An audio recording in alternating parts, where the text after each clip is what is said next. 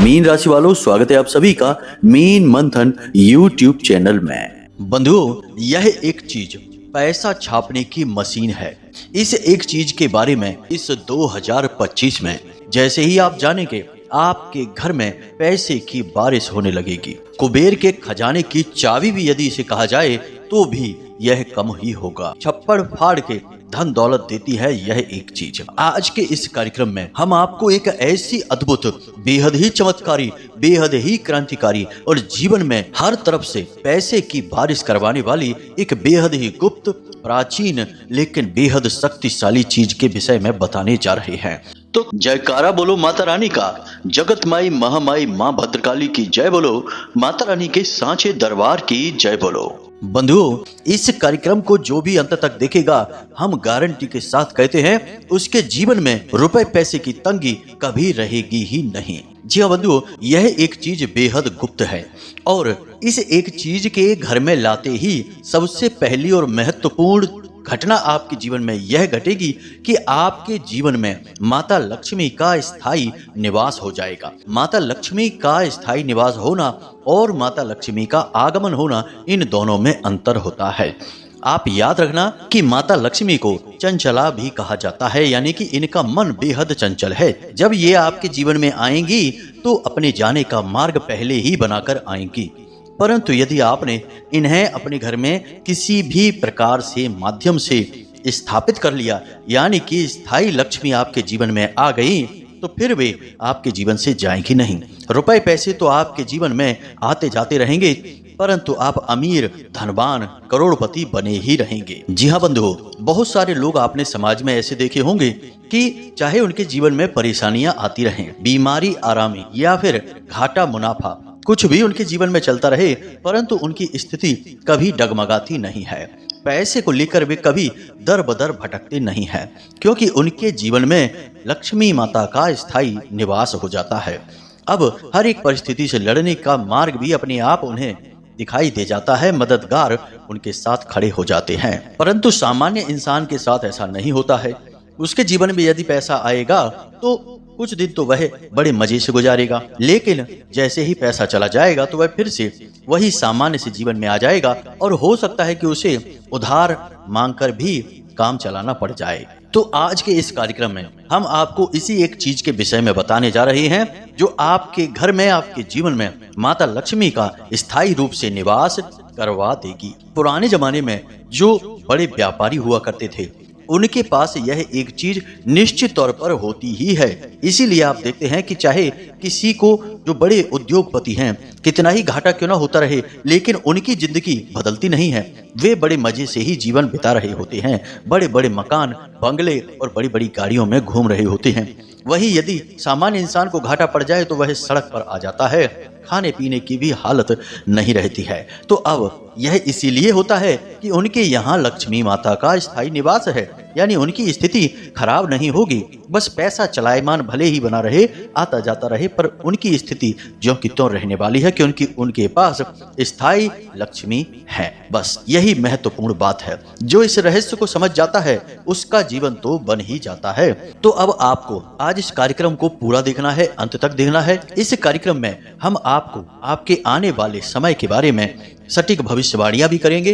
कुछ ऐसी घटनाएं हैं जिनसे आपको बचकर रहना है और कुछ ऐसे कार्य हैं जिन्हें आपको भूल कर भी नहीं करना है, उनके विषय में भी आपको हम बताएंगे, क्योंकि आपकी राशि के जातकों को संभल कर रहने की बहुत अधिक आवश्यकता रहती है।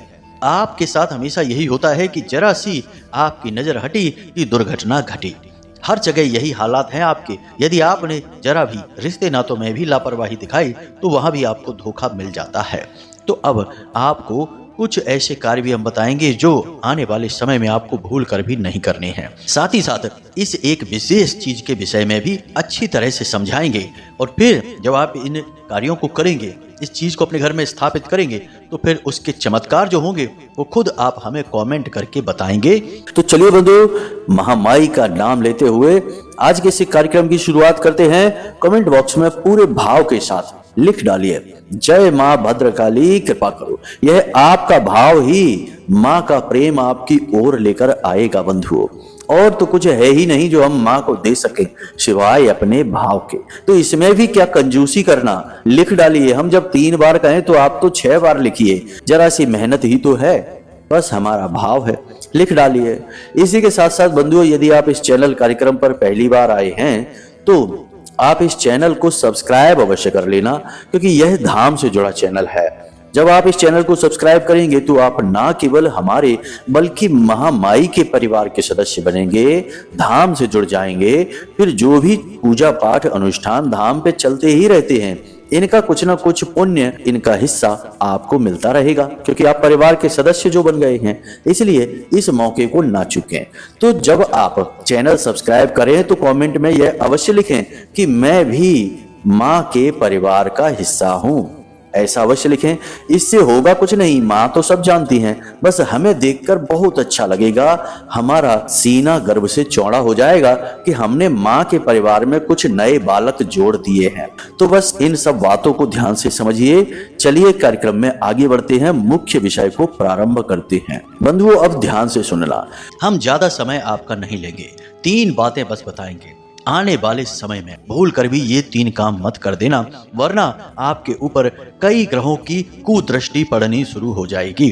और फिर इसमें ग्रहों का कोई दोष नहीं होगा, दोष होगा तो आपके द्वारा किए गए इन कार्यों का। आपके द्वारा किए गए कार्यों के अनुसार ही ग्रहों के फल भी हो जाते हैं। कोई खूब आपसे कहे कि आपके ऊपर इस ग्रह का दोष है, कभी ना कभी कहीं ना कहीं आपने किसी प्रकार से कुछ ऐसा तो कर ही दिया होगा जिससे कि वह ग्रह आपको नकारात्मक फल दे रहा है। अब जन्म कुंडली में यदि किसी ग्रह का दोष उत्पन्न हो जाता है तो वह आपके पिछले जन्म के कर्मों के आधार पर होता है। परंतु अभी इस समय में यदि ग्रहों के दोष उत्पन्न होते हैं, क्योंकि ग्रह की चाल तो लगातार बदलती रहती है, तो आपके अभी के द्वारा किए गए कर्मों के आधार पर ग्रह यह निर्णय लेता है कि किस प्रकार का फल देना है। जैसे कि बेशक शनिदेव नकारात्मक हो आपके कुंडली में, आपकी राशि में, तब भी आपको पीड़ाएं नहीं पहुंचाएंगे यदि आप भगवान की भक्ति करते हैं, सत्य विचार रखते हैं, सत्य के मार्ग पर चलते हैं, लोगों को बिल्कुल भी सताते नहीं हैं, यहाँ तक कि दान और धर्म और दया को अपने जीवन में शामिल करके रखते हैं, तो शनिदेव की पीड़ा आपको किसी कीमत में हो ही नहीं सकती है। बहुत सारे लोग हमने ऐसे देखे हैं जो शनि की 7.5 में, जिसमें कि लोग बर्बाद हो जाते हैं, सड़क पर आ जाते हैं। ऐसे में उन्होंने तरक्की हासिल की क्योंकि उन्होंने अपने जीवन के सिद्धांतों के साथ कभी समझौता ही नहीं किया। जो है सो है, बस इसी नियम को मानकर चले हैं तो आगे बढ़े हैं। अब यही हाल है राहु का। राहु भी सहचर्य से फल देता है। यदि आपके मन में गलत विचार आते हैं, नकारात्मक विचार आते हैं, किसी की भी चीज को देखकर आपके मन में लालच उत्पन्न हो जाता है, और चलो लालच तो फिर भी ठीक है कि भाई हमें भी ऐसी चीज मिल जाए, परंतु आपके मन में यह विचार आना चाहिए कि हम एक दिन मेहनत करके इस चीज को हासिल कर लेंगे। बजाय इसके यदि आपके मन में यह विचार आ जाता है कि इसने यह चीज कैसे हासिल कर ली, भगवान करे इसकी ये सारी चीजें जल्दी से जल्दी वापस चली जाएं, यह भी बर्बाद हो जाए, तब मजा आ जाएगा। यदि ऐसे विचार आपके मन में आए तो राहु आपकी राशि में, आपकी कुंडली में कहीं पर भी बैठा हो, आपको मिट्टी में मिला देगा, क्योंकि नकारात्मकता को हद से ज्यादा बढ़ाएगा। अगर सकारात्मक विचार है तो उसे भी हद से ज्यादा बढ़ाएगा। तो कहने का मतलब यह है कि ग्रहों की जो स्थितियां आपके जीवन में बन रही हैं, उसके अनुसार अब हम आपको जो 3 कार्य बताने जा रहे हैं, इन्हें आपको भूल कर भी नहीं करना है। अब कोई पूछेगा कि कब तक नहीं करना है गुरुजी? तो अच्छे कार्यों को करने की भी क्या कोई सीमा होती है? गलत कार्यों को ना करने की भी क्या कोई सीमा होती है? यदि आपसे कोई कहे कि शराब मत पीना, यह गलत बात होती है, तो क्या आप उससे यह कहेंगे कि गुरुजी कब तक नहीं पीनी है, यह बता दीजिए? तो इसका मतलब यह हुआ कि आपने उस दुर्गुण को तो त्यागा नहीं, बस आपने उस सीमा को तय कर लिया और आप इंतजार कर रहे हैं कि जब सीमा तक पहुंचेंगे तो आप उस दुर्गुण को तुरंत अपना लेंगे। तो यह तो और भी गलत हो गया, क्योंकि अब तो आपकी वासना चरम सीमा पर पहुंच जाएगी। इंतजार करते करते आपके मन में लोलुपता बढ़ती जाएगी, वासना बढ़ती जाएगी, व्यग्रता बढ़ती जाएगी, और जब आपको सीमा पर पहुंचने के बाद वह चीज मिलेगी तो आप हद से ज्यादा उसका उपयोग करेंगे। यह तो और भी गलत हो जाएगा। मतलब त्यागना का मतलब होता है त्याग देना, उन चीजों के बारे में विचार नहीं करना। उम्मीद है आप हमारी बातों को समझ चुके हैं कि हम आपसे क्या कहने की कोशिश कर रहे हैं। अब ध्यान से सुनिए कौन से हैं वो 3 काम। सबसे पहला काम जो आपको भूल कर भी नहीं करना है, किसी भी हालत में नहीं करना है, और यदि आपने कर भी लिया है तो उसकी भरपाई आपको करनी होगी, वह है कि अनुशासनहीनता। जी हाँ बंधुओं, शनि देव को और राहु को अनुशासनहीनता बिल्कुल भी पसंद नहीं है। याद रखना कि शनि देव और राहु दोनों एक के बाद एक घरों में बैठे हुए हैं। ऐसे में दोनों ही आपके ऊपर बहुत गहरा प्रभाव डाल रहे हैं। दोनों ही वैसे भी मित्र की श्रेणी में ही आते हैं, इसलिए आपको इनका विशेष ख्याल रखना है। आपने भूल कर भी अनुशासनहीनता नहीं करनी है। अब कैसी अनुशासनहीनता, जरा इसे आप विचार से सुनिए और समझिए। आपको सूर्योदय से पहले जागना ही होगा, हर हालत में जागना होगा, चाहे कोई काम हो या ना हो। अब ऐसा हो सकता है कि कभी आप रात में बहुत अधिक देर तक जागे, परंतु किस कार्य के लिए जागे यह महत्वपूर्ण है। यूं ही बिना मतलब में बस टाइम पास करने के लिए देर रात तक जागते रहे, अब सुबह 9 बजे तक 8 बजे तक सोकर जाग रहे हैं, यह बिल्कुल गलत है। इसका नतीजा आपको तुरंत देखने को मिल जाएगा। अब यदि किसी जरूरी कार्य को करने के लिए जागे या फिर किसी विवाह समारोह में या किसी विशेष परिस्थिति में फंस गए, तब रात्रि में जागे और सुबह लेट तक सो रहे हैं थोड़ा बहुत देर तक, तो यह चल जाएगा। परंतु नियमित तौर पर आपको सुबह सूर्योदय से पहले जागना ही होगा। यह पहला अनुशासन का नियम है। दूसरा कि आपको स्नान आदि करने के बाद सुबह के वक्त अपने दैनिक कार्यों से निवृत्त होने के बाद पूजा पाठ अवश्य करनी होगी। जिस भी देवी देवता में आपका भाव है, उनका जाप, उनका चालीसा, उनकी आरती आपको अवश्य करनी ही होगी। यदि आप पूजा पाठ करेंगे, भक्ति करेंगे, तो ही आपके जीवन में सुख, शांति, धन दौलत और संपत्ति आएगी। अन्यथा आप कितनी ही कोशिश कर लीजिए, कुछ भी कर लीजिए, कामयाब नहीं हो सकते हैं। जबरदस्ती खींच तान के, किसी का हक मार के, कहीं से भी जुगाड़ लगाकर पैसा जीवन में ले भी आएंगे तो उस पैसे का कभी सदुपयोग नहीं कर पाएंगे, उल्टा वह पैसा आपको बर्बाद कर देगा। याद रखना, पैसा घर ले आना कामयाबी नहीं है। कामयाबी है जब हम जो कमाते हैं उसमें हम खूब सुखी रहें, घर में शांति रहे और मानसिक शांति सुकून रहे, वही कामयाबी है। तो आपको शुद्ध धार्मिक बन जाना है। आपके जो भी कार्य हैं, आप नौकरी करते हैं, व्यापार करते हैं, दुकान है, फैक्ट्री है, कुछ भी कार्य है आपका, समय पर अपने कार्य पर पहुंचिए, पूरी ईमानदारी से मेहनत के साथ अपने कार्य को करिए। बेशक आपको दिख रहा है कि काम में कोई लाभ नहीं है, बिल्कुल भी कुछ समझ नहीं आ रहा है, काम डूबता जा रहा है, कुछ भी हो रहा हो, परंतु आपको अपना 100% प्रयास काम में देना ही होगा। याद रखना, परिस्थितियां बदलते देर नहीं लगती हैं। आज कुछ और हैं और कल कुछ और होंगे।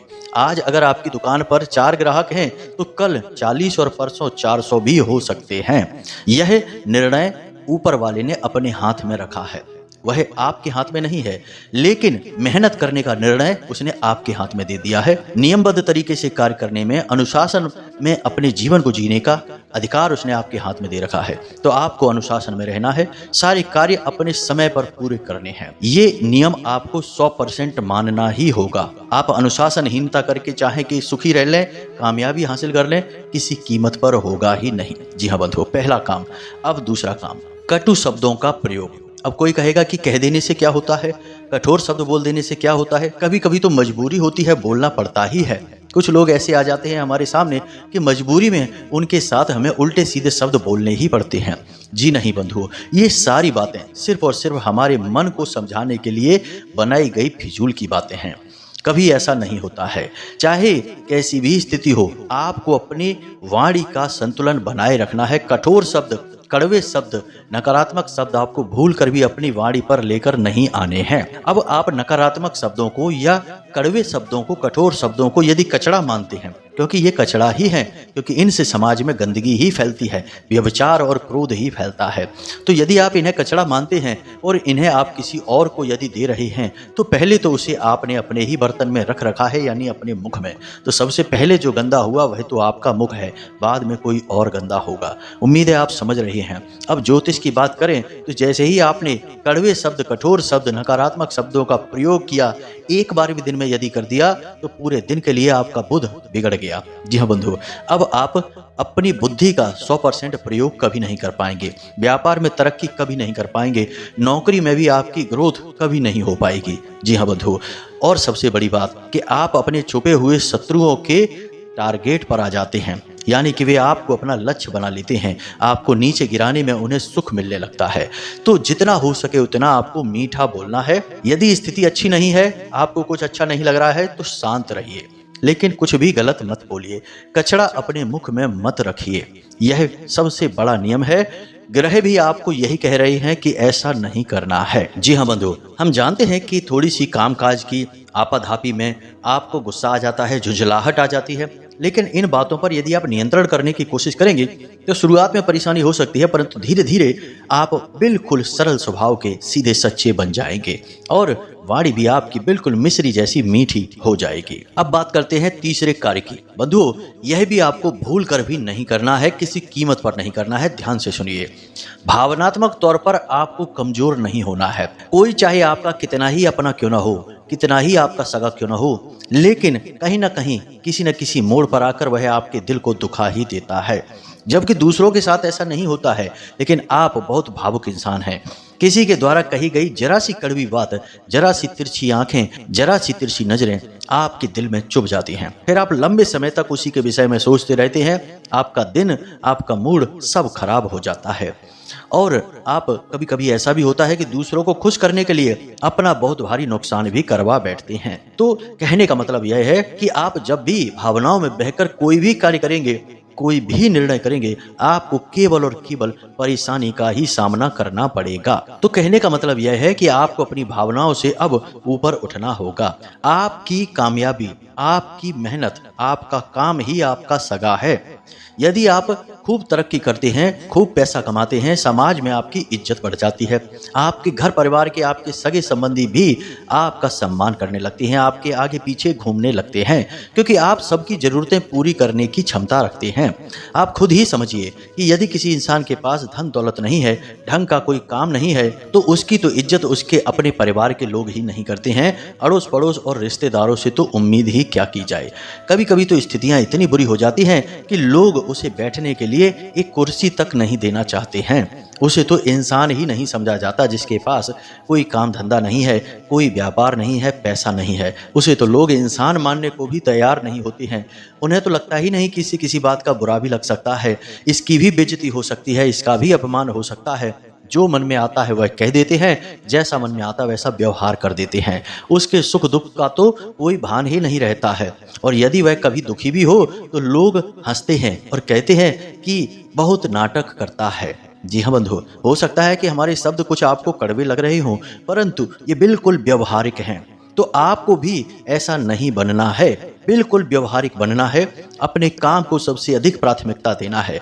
बंधुओं, एक बात आपको हम बताएं कि जब आप भावुक होते हैं और कभी कभी आपका दिल टूटता है, अक्सर होता ही रहता है, आपके अपनों के हाथों ही जब आपका दिल टूटता है तो आपके मन में भावनाओं का भूचाल आ जाता है। आप अपने ही बारे में गलत शब्द बोलने लगते हैं।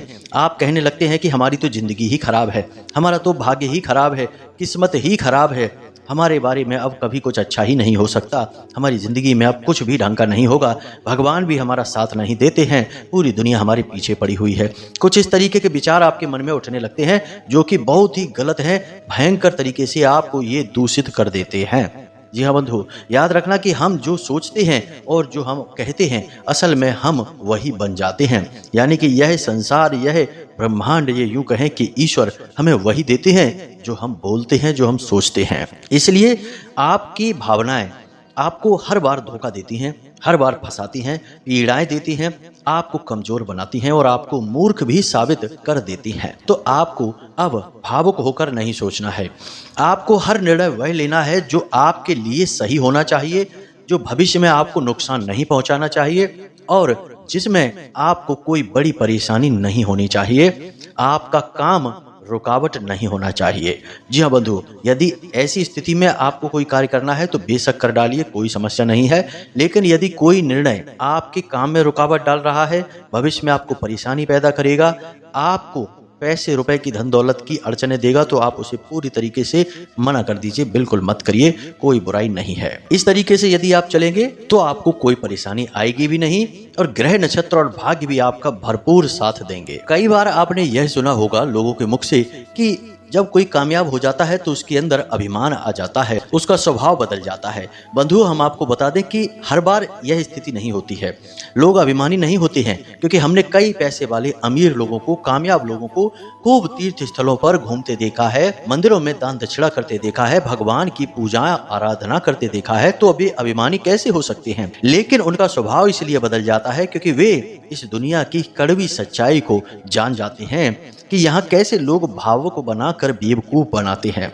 इस बात को वो जान जाते हैं, इसलिए उनका स्वभाव बदल जाता है। वे अपने काम से काम रखने वाले हो जाते हैं। तो उम्मीद है कि आपको ये 3 बातें समझ में आ गई हैं। ये आपकी कमियां भी हैं और आपको इन पर कार्य करना भी है। अब यहाँ तक हम आ चुके हैं। अब हम आपको बताते हैं अपने मूल विषय को, उस एक चीज के विषय में जिससे आपके घर में माता लक्ष्मी स्थापित हो जाएंगी, स्थायी रूप से वास करने लगेंगी। जी हाँ बंधु, तो अब आप ध्यान से सुनिए। एक शंख आता है जिसे हम दक्षिणवर्ती शंख कहते हैं। जी हाँ बंधुओं, यह शंख साक्षात भगवान श्री हरि विष्णु और माता लक्ष्मी का प्रतीक माना जाता है। जिस घर में भी यह शंख होता है उस घर में हमेशा सुख शांति होती है, रिश्तों में मधुरता रहती है, धन दौलत का लगातार आगमन होता रहता है। अब इस शंख को रखने के भी कई विधान होते हैं, क्योंकि यहाँ पर बहुत सारे लोग ऐसे होंगे जिनके घर में यह दक्षिणवर्ती शंख होगा भी। तो वे कहेंगे कि गुरुजी, हमारे घर में तो शंख है, फिर भी हमारे यहाँ परेशानियां क्यों हैं?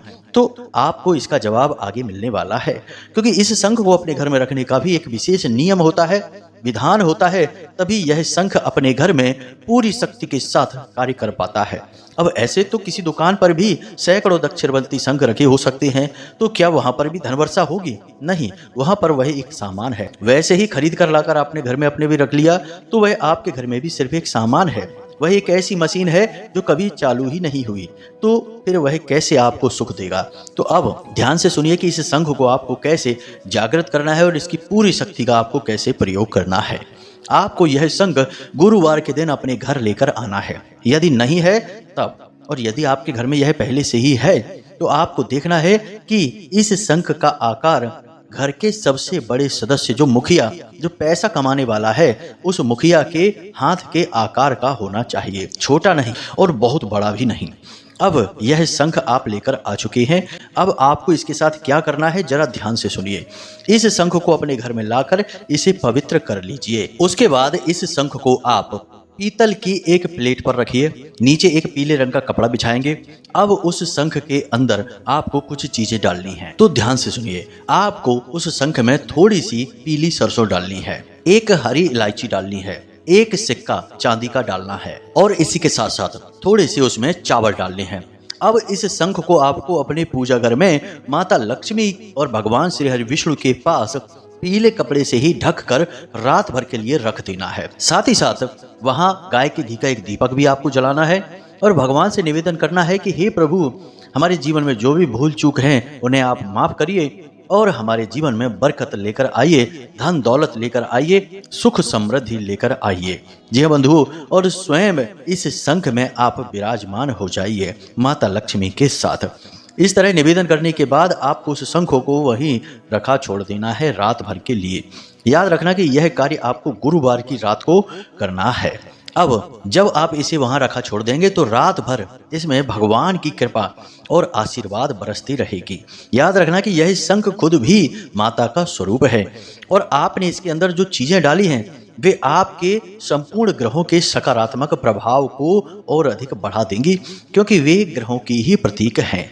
अब जब आपने इस शंख को वहां रखा छोड़ा रात भर के लिए, तो दूसरे दिन सुबह आपको सूर्योदय से पहले जागना है और स्नान आदि करने के बाद आपको अपने पूजा घर में जाना है और वहां फिर से एक गाय के घी का दीपक जलाना है और भगवान से निवेदन करना है कि हे प्रभु, आप हमारे घर में विराजिए इस शंख के रूप में ही। और फिर इस शंख को ज्यों का त्यों आपको उठा देना है, यानी कपड़े से ढका रहेगा, प्लेट पर रखा रहेगा और ले जाकर अपनी तिजोरी में रख लेना है।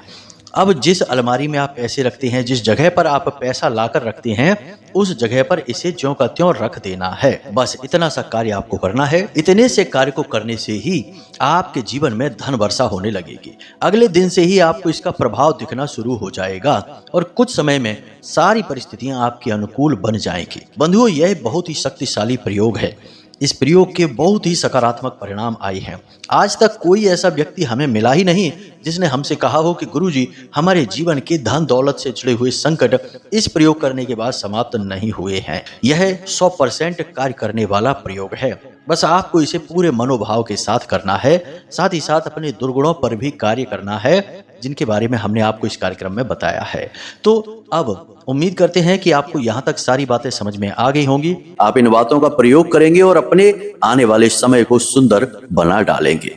तो चलिए बंधु, आज के इस कार्यक्रम को यहीं पर समाप्त करते हैं। कोई प्रश्न यदि आपके मन में उठे तो वीडियो में हमने नंबर दे दिया है, इस नंबर पर फोन कर सकते हैं, प्रश्नों के जवाब हासिल कर सकते हैं। कुंडली दिखानी है तो इस नंबर पर फोन करके सारी डिटेल दे दीजिए। छोटी सी दक्षिणा महामाई के चरणों में समर्पित होगी और आपकी कुंडली का विश्लेषण कर दिया जाएगा। तो चलिए बंधु, आज के इस कार्यक्रम को यहीं समाप्त करते हैं। हमेशा हंसते रहिए, मुस्कुराते रहिए, सकारात्मक रहिए और महामाई के लिए अपने मन में भाव उत्पन्न करिए और प्रेम से बोलिए, जय मां भद्रकाली कृपा करो। महामाई आपके ऊपर कृपा करेगी, हमें पूर्ण विश्वास है। धन्यवाद।